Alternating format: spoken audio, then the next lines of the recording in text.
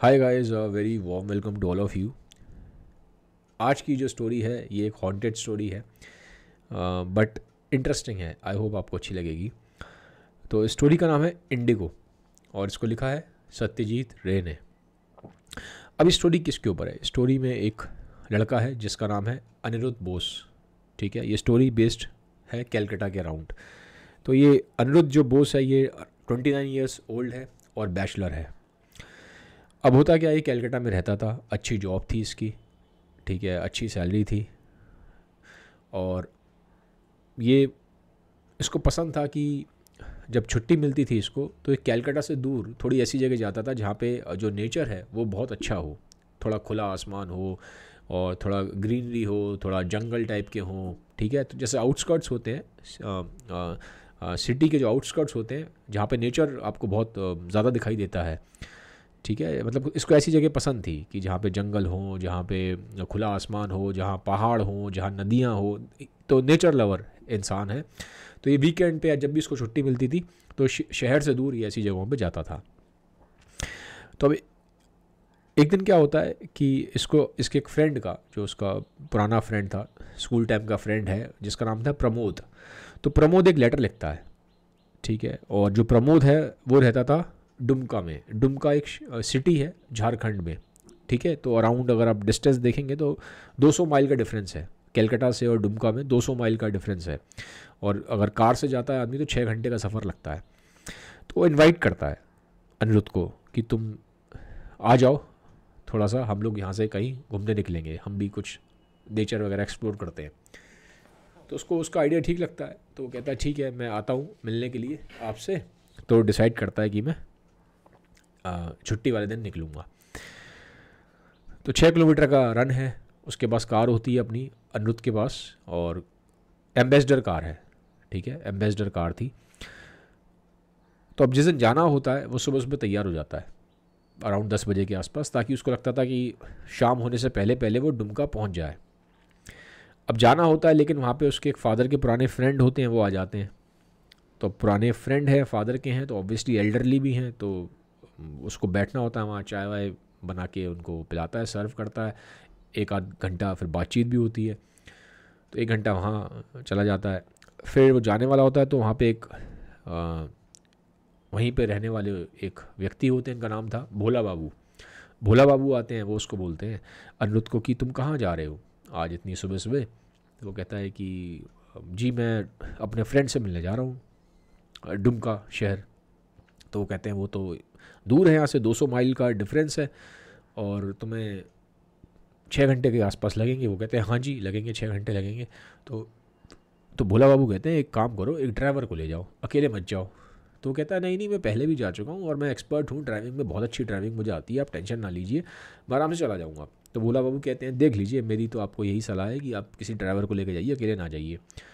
तो वो कहता है नहीं नहीं, मतलब मैं चला जाऊँगा। तो कॉन्फिडेंट था वो, तो अकेला निकल जाता है। तो जब निकलता है तो करीबन 11:15 के आसपास का टाइम है, सुबह के ठीक है, 11:15 के आसपास बजे होते हैं। तो निकलता है।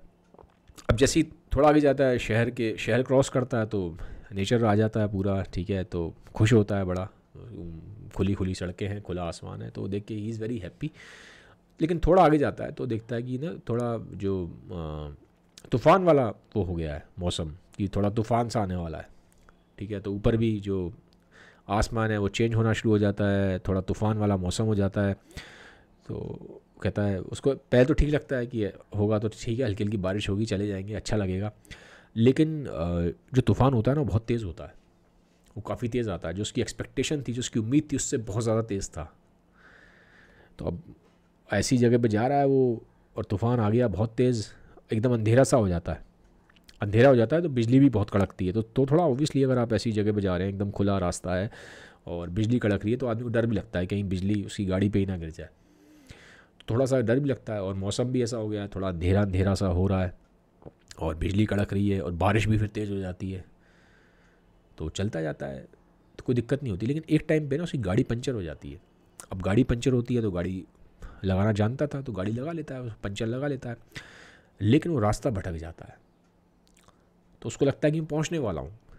ठीक है, अराउंड शाम के 5:30 के आसपास बज जाते हैं, मतलब 5:30 हो रहे हैं शाम के 5:30, और अंधेरा टाइप का हो गया है क्योंकि जो मौसम है वो ख़राब है। तूफ़ान आ रहा है, बारिश है, बहुत तेज़ बारिश भी हो रही है, बिजली कड़क रही है, तो थोड़ा सा ना ऐसा लग रहा है, डर सा भी लग रहा है, डरावना मौसम है। अब वो रास्ता भटक गया। अब गाड़ी उसकी एकदम थोड़े टाइम बाद बिल्कुल ख़राब हो जाती है। अब वो देखता है बाहर निकल के किसी की हेल्प लूँ, लेकिन वहाँ पे कोई गाड़ी आ ही नहीं रही होती आसपास। तो उसको डाउट होता है कि मैं सही रास्ते पे हूँ, मैं कहाँ जा रहा हूँ, कोई गड़बड़ तो नहीं हो जाएगी। उसको ये भी लगता है मेरा फ्रेंड जो प्रमोद है वो वेट कर रहा होगा। तो काफ़ी देर हो जाती है, तो वो वेट करता है कि कोई गाड़ी यहाँ से निकले, किसी की हेल्प ले। तो वहाँ पे ना ट्रक पीछे आ रहा होता है, तो ट्रक वाले को रोकता है। तो ट्रक वाला रुक जाता है, हेल्पफुल था, ट्रक वाला उसकी हेल्प करता है। तो गाड़ी वाड़ी थोड़ा साइड में लगाते हैं।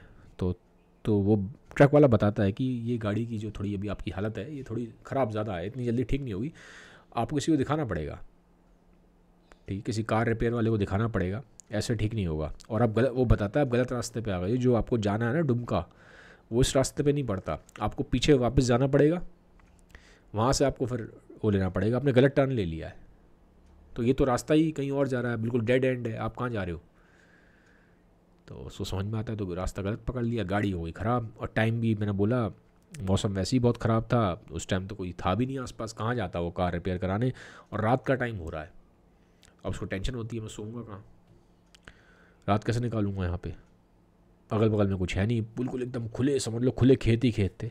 अब किसी ऐसा लग रहा है किसी जंगल वंगल के आसपास के पास की बात है वो, कि दूर कहीं कोई गांव था और आसपास पूरा जंगल वाला एरिया है, ठीक है, थोड़ा जंगली एरिया था आसपास।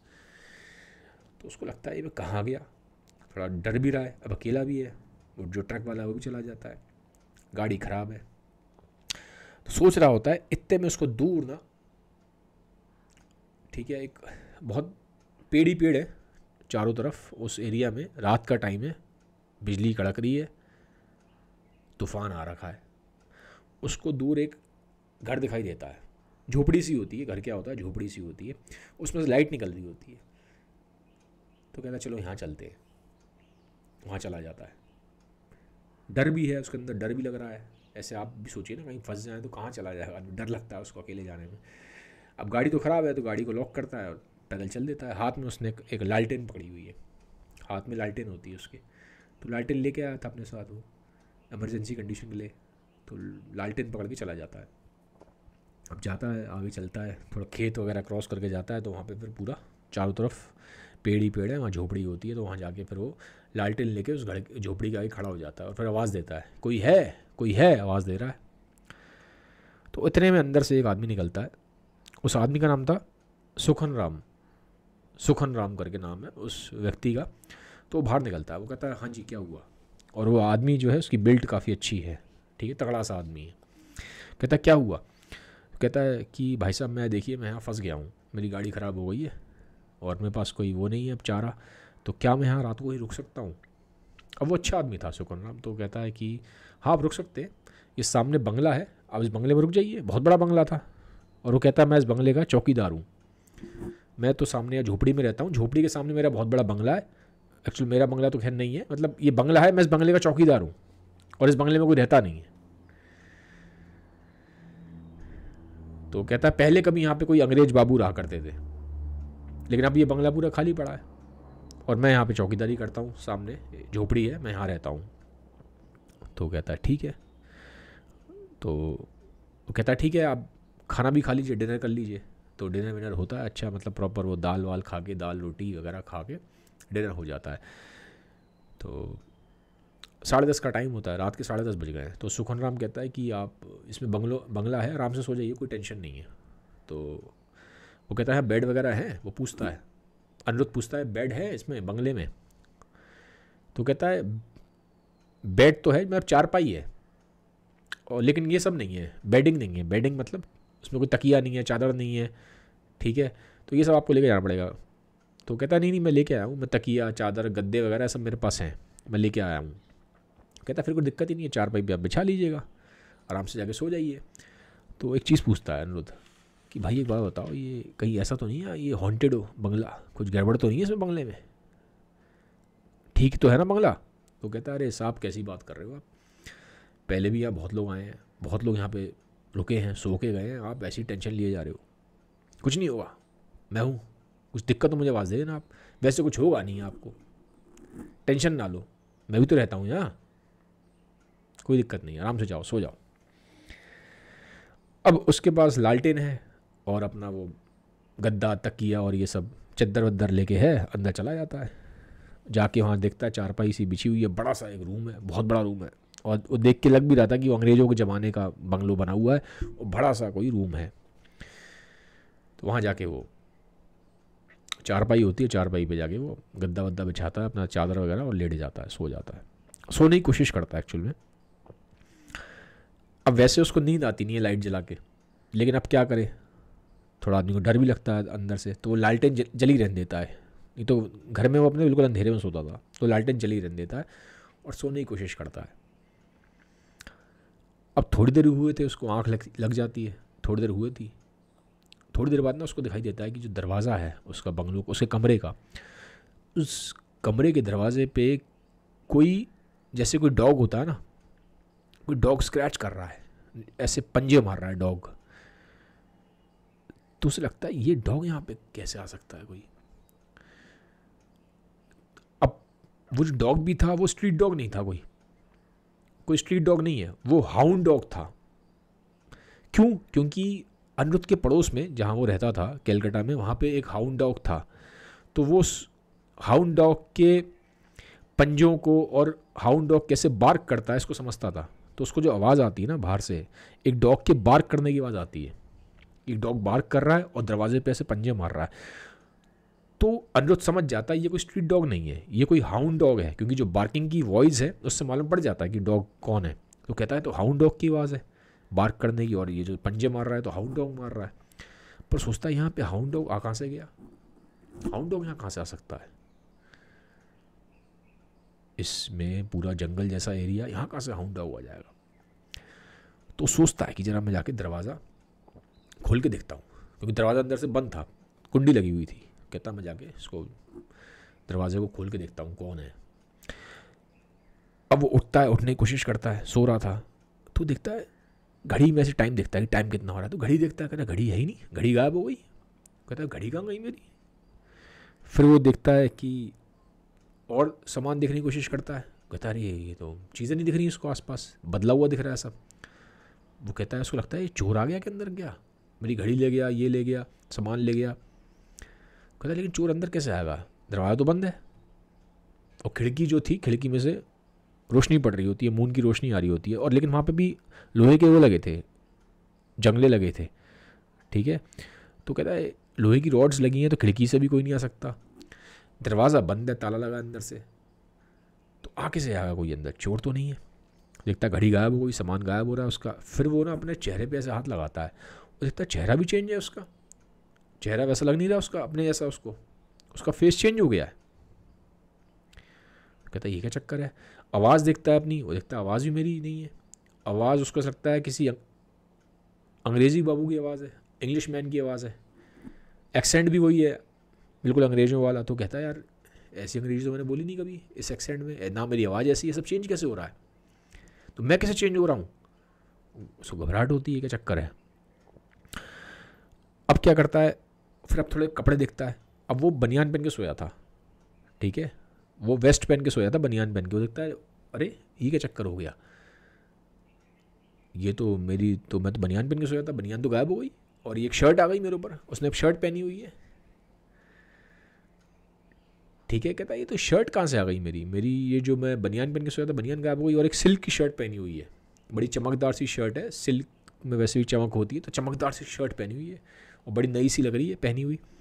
ट्राउज़र देखता है, ट्राउज़र चेंज हो गए उसके, वो ट्राउज़र नहीं है जिस ट्राउज़र में वो सोया था, तो कपड़े ही चेंज हो गए उसके, जिन कपड़ों में सोया था वो कपड़े ही नहीं है अब।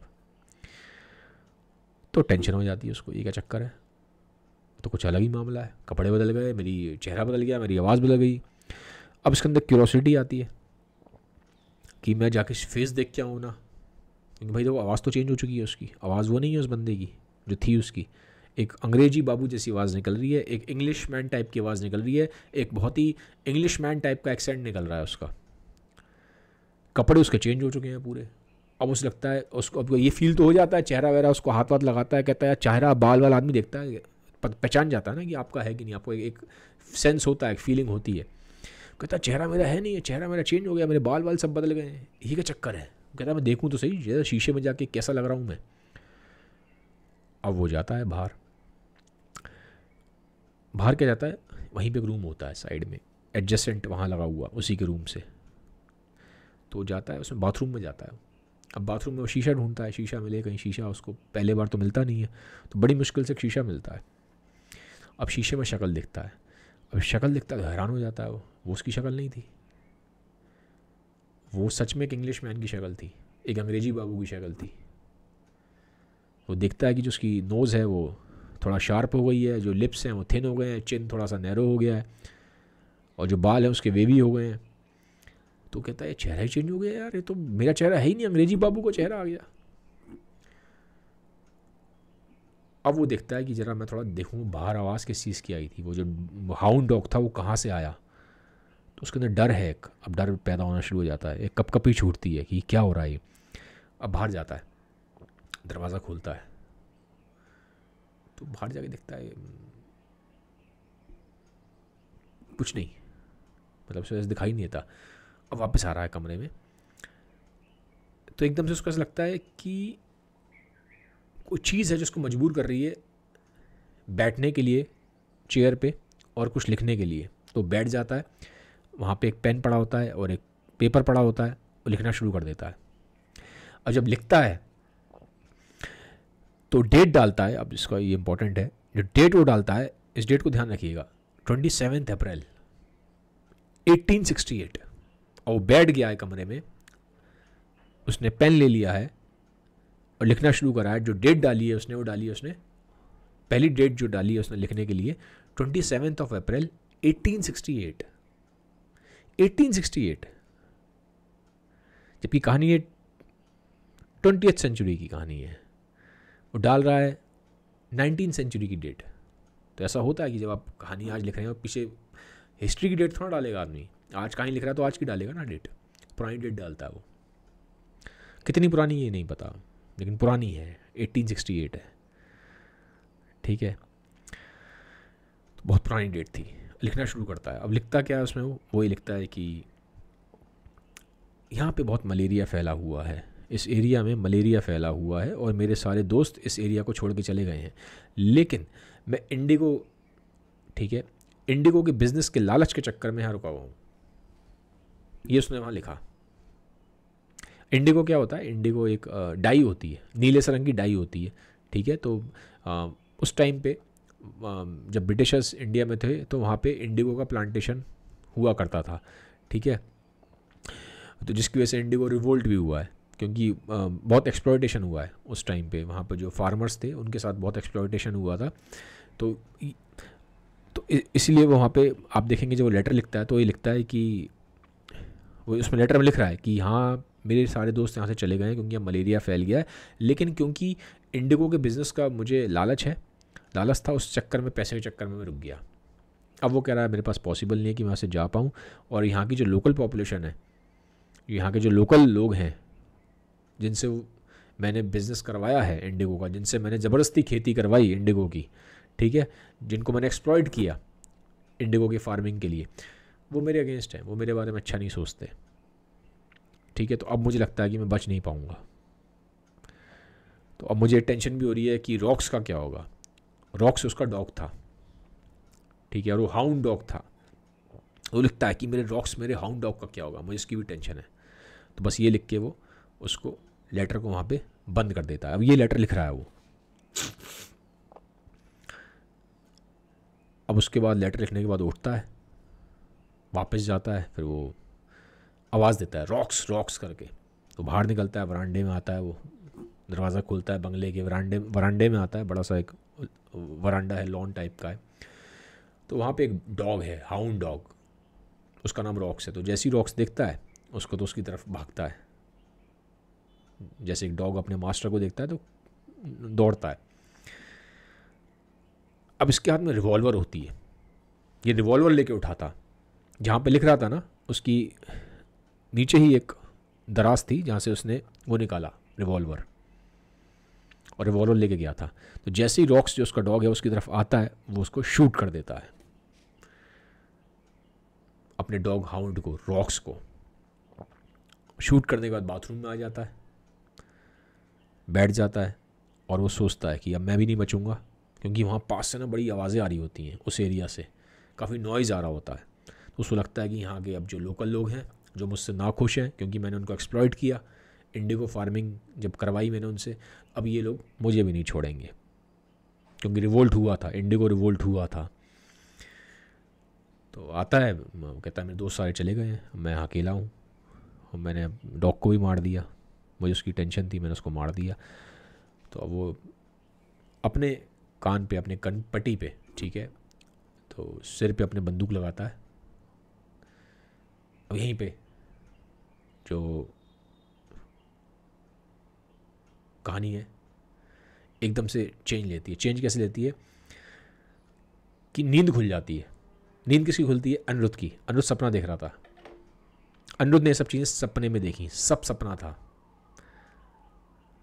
ठीक है। तो अब वहाँ पे वो जो चौकीदार था वो आता है, उस पूरे झोपड़ी का चौकीदार था जो सुकन राम था, वो आता है। सुकन राम कहता है कि अरे सर आप लीजिए, चाय लीजिए, सुबह का टाइम हो गया है। वो कहता है सुबह हो गई? वो कहता मैं तो सपना देख रहा था। तो अपनी घड़ी में देखता है, घड़ी अब उसने पहनी हुई है।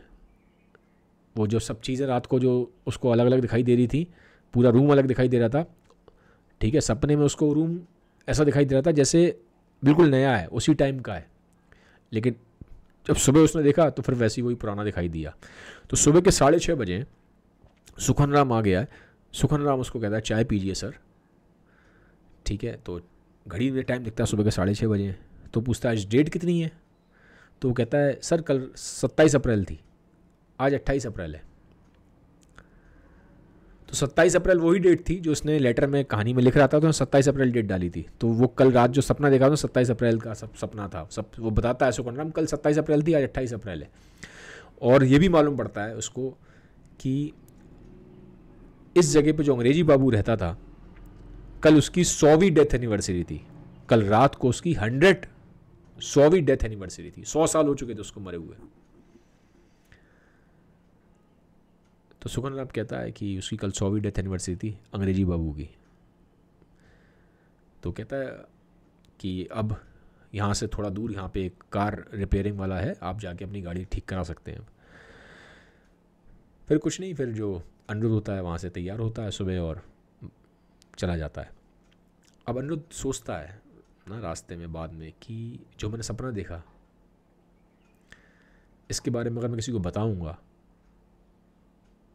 कि मैंने बिल्कुल वही चीज़ें देखी और मैं बिल्कुल जैसा एक अंग्रेजी बाबू था बिल्कुल वही बन गया था, वही मुझे डॉग दिखाई दिया अंग्रेजी बाबू का, मैं खुद अंग्रेजी बाबू बन गया था और मैंने खुद वो चीज़ें करी एग्जैक्टली जो अंग्रेजी बाबू ने अपनी आखिरी रात को की थी, कि अपने डॉग को शूट किया, फिर खुद चला गया बाथरूम में, और ये जो चीज़ें उसने करी बिल्कुल वही फील किया उसने, वैसा ही बन गया था वो उस बंगलों में जाके 100वीं डेथ एनिवर्सरी पे अंग्रेजी बाबू की।